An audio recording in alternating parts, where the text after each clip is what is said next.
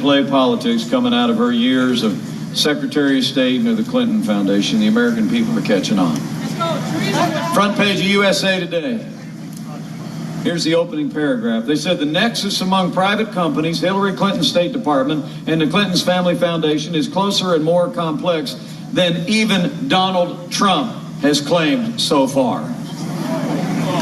It's amazing. There were a dozen companies that gave money to the Clinton Family Foundation, who then also lobbied the State Department, using lobbyists that raised money for the Clinton campaign. I mean, it's an extraordinary example of conflict of interest. We found out last week when the media was chasing after a lot of other stories. We found out last week because a major network had a Freedom of Information request that after the devastating earthquake in Haiti, did you hear about this? After the devastating earthquake in Haiti, America made about $10 billion in aid available. And Hillary Clinton's State Department, actually, her senior aide said that you should flag the Friends of the Clintons for contracts to rebuild Haiti after that devastation, and other businesses that just go to the website. Pay-to-play politics. And just this week, the FBI, the Federal Bureau of Investigation, actually confirmed that the State Department offered a quid pro quo to the FBI if they would be willing to allow them to reclassify classified information that made its way onto Hillary Clinton's server. You know, yesterday out west, Donald Trump gave a speech. He laid out a 5-point plan of ethics reform, and Donald Trump's going to drain the swamp in Washington, D.C. Got some great ideas, a 5-year ban on executive branch officials becoming lobbyists, and actually passed campaign finance reform that says that foreign lobbyists can no longer raise money for American campaigns. You know, if only to restore the highest standard of ethics in the highest office in the land, in all of our nation's capital, we must resolve that Hillary Clinton will never be elected president of the United States. But I got to tell you, North Carolina, I came here tonight because this election is about bigger things than their small ethics. And I want to talk about those in the time that we have. It's really at the end of the day, their practices when she was Secretary of State are going back to the Clinton years. It's all the same. It all blurs together. But this election, we've really come to a fork in the road on issues that bear directly on the security, on the prosperity, and on the constitutional foundation of the American way of life. And we need to talk about it. And we need to talk to our neighbors and friends about it. Let's talk on the security front. Despite traveling millions of miles as our Secretary of State, it's undeniable the world is more dangerous today than the day that Hillary Clinton and Barack Obama took over our foreign policy. Our allies are less secure, our enemies are more emboldened. 7.5 years of Barack Obama and Hillary Clinton's brand of foreign policy has weakened America's place in the world. The president of France this last weekend actually said that when Barack Obama failed to respond when Syria crossed that red line, remember, using chemical weapons? The president of France actually said when the United States had no response to that it signaled weakness to the wider world, and that's what he said emboldened Russia to invade Ukraine, and that's what emboldened Russia to take a larger role in Syria. I mean, history teaches us that weakness arouses evil. And leaders around the world are recognizing that the weak and feckless foreign policy of Hillary Clinton and Barack Obama has aroused the adversaries of our interests and our freedoms in the world. And remember this, it was Hillary Clinton's foreign policy. It was Hillary Clinton's foreign policy and her work as Secretary of State that failed to negotiate an agreement with the nation of Iraq in 2012 that would have allowed American soldiers to remain in that country to secure the hard-fought gains the American soldier had won. You know, I remember those days in the Congress. When I was in the Congress of the United States, I traveled downrange 10 years in a row to Afghanistan and Iraq. More importantly, I stood quietly at the graveside of fallen Hoosier soldiers and wept and prayed with their families. It's important to remember that by the end of 2008, the American soldier won the peace in Iraq through a hard-fought sacrifice. In fact, before I take one step further, and I know when we think about Afghanistan and Iraq, we can't help but think of the fallen. Would you mind for just a second if you wore the uniform of the United States, or if your family did? I know we've got Stacy Chiamento and Amber and Celeste who are here, the family of Staff Sergeant Robert Chiamento. Would you just honor our Gold Star family that's with us here today? I know you have heard. God bless you, Stacy.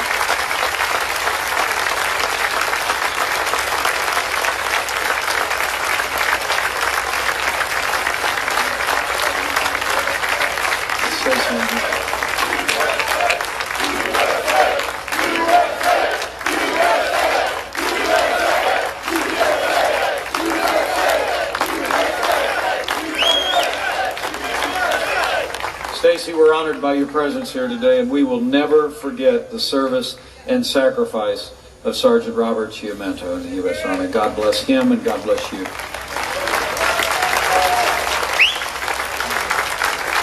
But with those who wore the uniform of the United States, raise your hand as well. Let us thank you one more time for your service to this nation.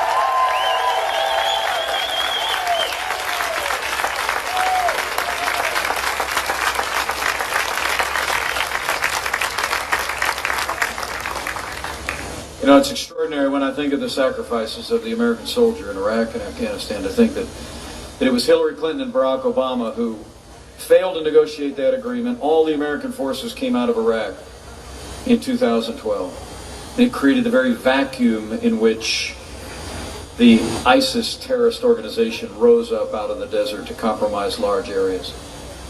At this very hour, the American soldier is in harm's way, supporting Iraqi forces to retake land that had already been taken. It was Hillary Clinton as Secretary of State who initiated that disastrous agreement with the radical mullahs in Iran. They got $150 billion. All we got was a delay in their nuclear ambitions. The leading state sponsor of terror is on track to obtain the most powerful weapons in the world. In fact, the worst of it was that on the day that Iran released 4 American hostages, this administration, with Hillary Clinton's full support, delivered $400 million in a ransom payment on a wooden pallet. Let me make you a promise. When Donald Trump is president of the United States, we won't be paying ransom to terrorist-sponsored states. They'll be paying the price.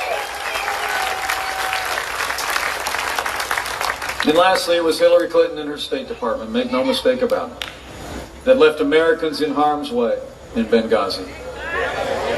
And after 4 Americans fell, she told the families of the fallen that it was because of a filmmaker in this country. When the night of the attack, she emailed her daughter. As Congress found out, she emailed her daughter that it was a terrorist-style Al-Qaeda attack. It was the anniversary of 9/11. And if you go rent that movie, I'm told by the people that investigated all of this, that movie, 13 hours, actually shows wave upon wave of a terrorist attack, and yet we never sent help. When she greeted the families at the Air Force Base, Dover Air Force Base, she told them it was because of that filmmaker. And when she was confronted on it before the Senate, she actually said, quote, "What difference at this point does it make?" Well, let me tell you, as the proud father of a United States Marine, anybody who said that, anybody who did that, should be disqualified from ever serving as Commander-in-Chief of the Armed Forces of the United States.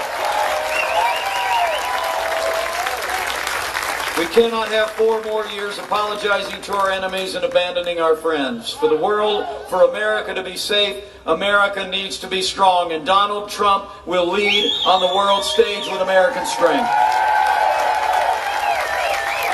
We will rebuild our military. We will restore the arsenal of democracy. We will provide our soldiers, sailors, airmen, and Marine with the resources and the training they need to accomplish their mission and have them hunt down and destroy ISIS at its source and any that threaten our freedom or security.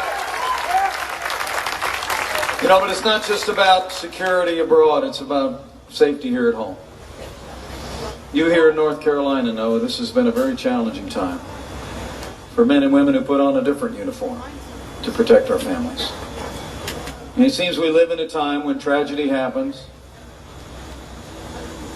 following the efforts of law enforcement, that there's a willingness in the political class and the media to use a broad brush.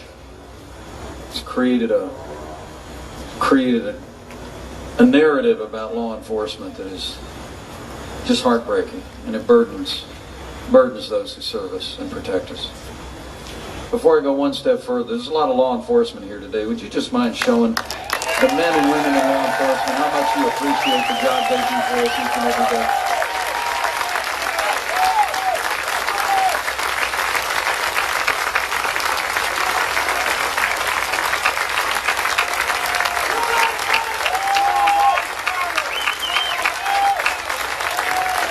Make your promise when he becomes the Chief Law Enforcement Officer of the United States of America, President Donald Trump will support law enforcement at every level. He will provide them with the resources and the tools they need to protect our families and go home safe to theirs. And Donald Trump will restore law and order to every city and every community in the land.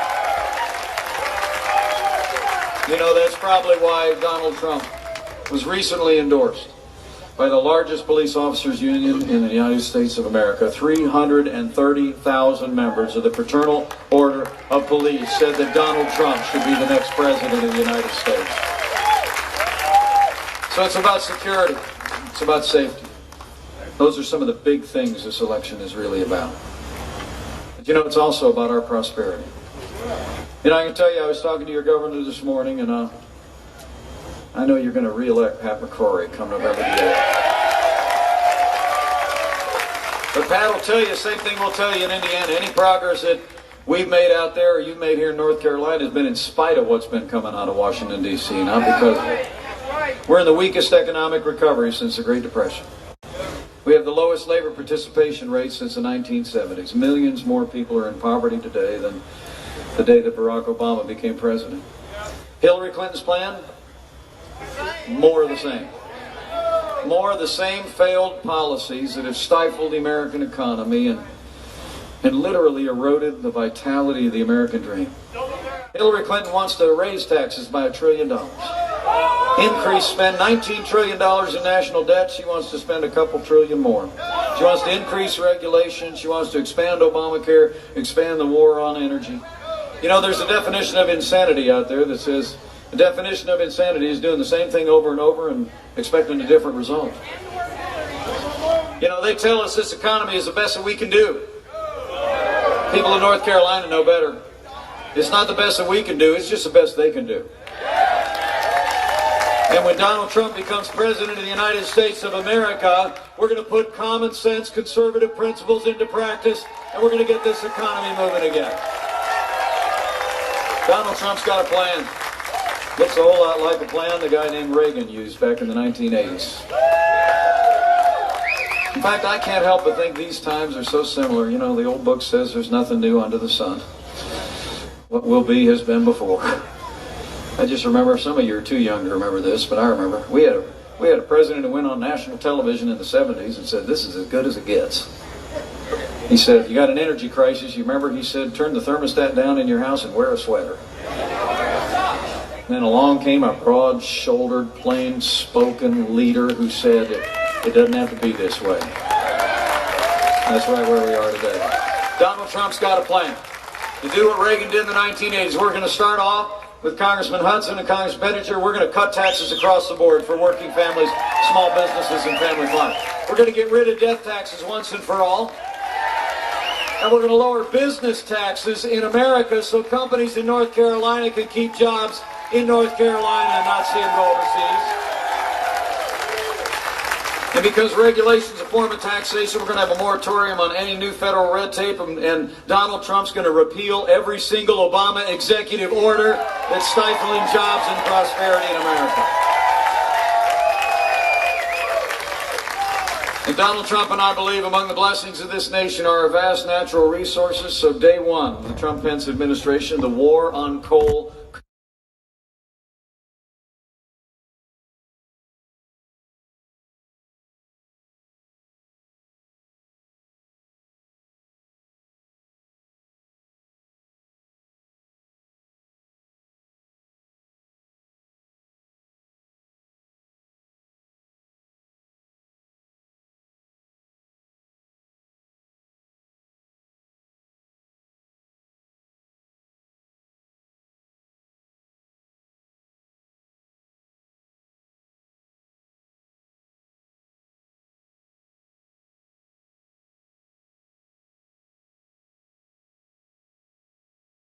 Did you hear about this one? President Clinton was asked about Obamacare the other day, and he apparently had noticed the fact, like here in North Carolina, they're projecting by 2017 that the individual market rates for your premiums are going to go up by 24%. He observed that the cost of insurance was going up, the coverage was going down, and he said that was the craziest thing in the world. You know, sometimes even with the Clintons, the truth happens.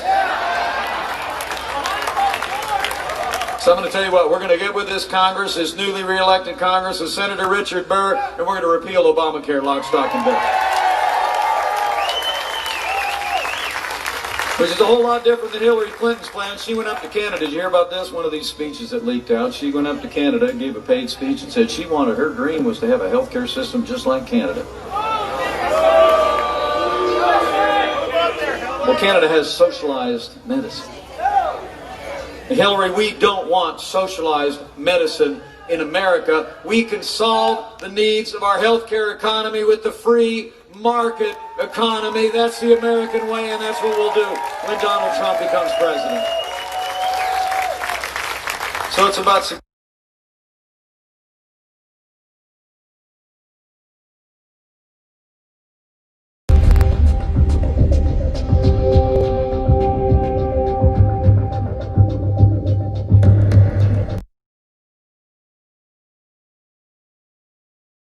of the United States of America in the tradition of the Justice Antonin Scalia. So here's the deal. For the sake of the rule of law, for the sake of the sanctity of life, for the sake of the Second Amendment to the Constitution of the United States, for the sake of all the God-given liberties that are enshrined in our Constitution, we must decide here and now in North Carolina that the next president who will make appointments to the Supreme Court of the United States will be President Donald Trump.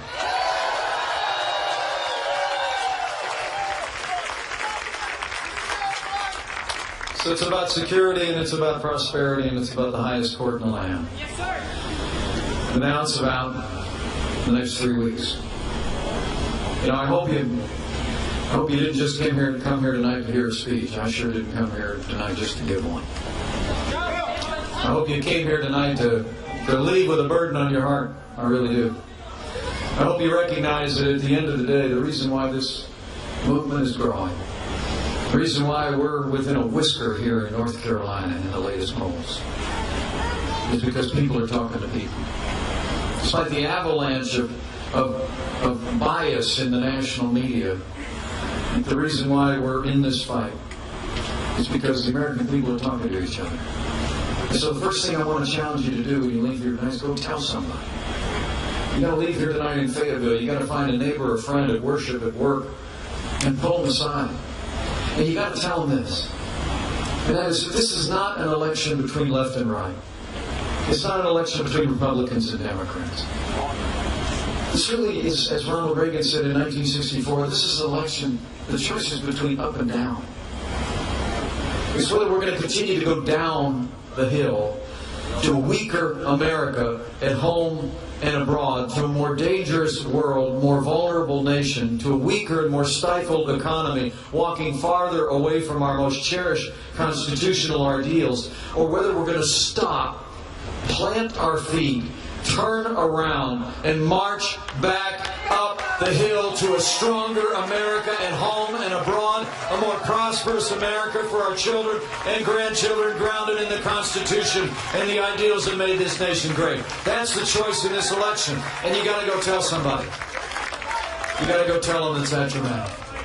And secondly, you got to remember that vigilance is the price of freedom in an honest democracy. You know, my running mate the other day started talking about the possibility of voter fraud at polling places, and the media went a little bit crazy about it. Right? But don't kid yourself. Voter fraud is real in pockets around this country. And voter fraud disenfranchises every American, Republican, Democrat, Independent, and it cannot be allowed.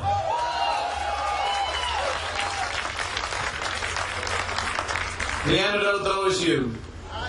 Here in North Carolina, just like in the state of Indiana, it's the states that administer our elections. And so I want you to become involved. Become involved on Election Day as a poll worker or a poll watcher. If you're here at a rally and you've not yet volunteered to participate in the electoral process by respectfully creating accountability on Election Day, then you haven't yet done all you can do.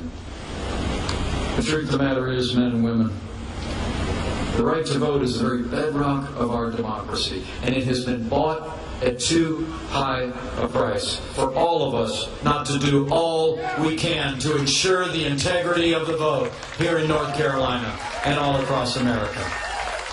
So be involved. And lastly, let me challenge you as the cool night air strikes, and I can't see most of you anymore. Let me challenge you mostly just to maybe do one more thing. Now, this is a very challenging time in life for a nation. I can tell you, we said yes in a heartbeat to this invitation to run, because I believe Donald Trump is the right man at the right time to bring America back.